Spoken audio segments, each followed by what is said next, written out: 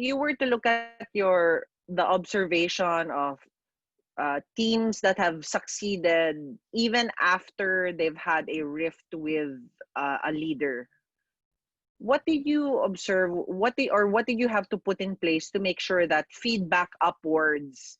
Because that's the trickiest, one of the trickiest questions I've ever had. Like, Coach P, my boss is in the room. Please don't tell him that I'm sending you this message.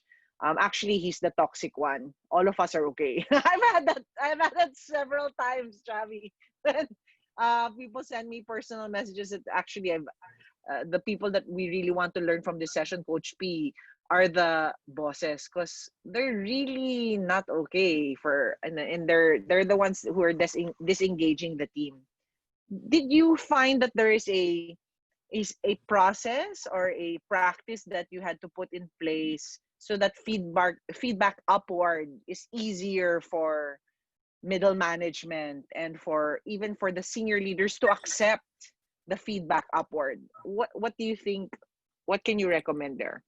Well, we've always tried to put in feedback mechanisms to be able to get just that. It's usually that, but that's tougher, easier said than done, right?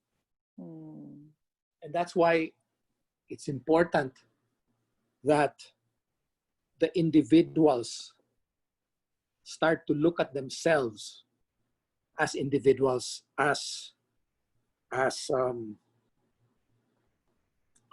more pivotal in their careers and their performance, right? And one of the things I've always said was, if you can't give that feedback and you can't correct it and you can't be in this kind of environment, then you should leave. Take control of your own destiny, right? And if you had more and more of those types, then they would find a way to ensure that either the leader gets that feedback and changes, or somehow the higher levels get that feedback and make that change. It's a tightrope. It's definitely not easy at all. But you see, what happens is that most people that I've seen or I've experienced or I've coached have a very difficult time realizing that the person who can really make the change for that individual is him or herself, right? Yeah. It's so standard that people start to blame their leader or their manager, their company or their situation. And for the longest time, I've always really told people, really, happiness is a choice. You got to make that choice if you want to.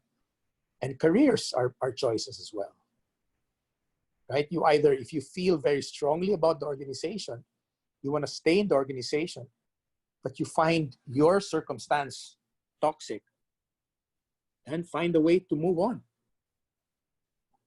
to another department, or if you work for a large organization, for another company, right? Within the organization. But at the end of the day, you've got to be able to say, have I really done everything I could have to make this situation better? And if the answer is no, then your marching orders are clear.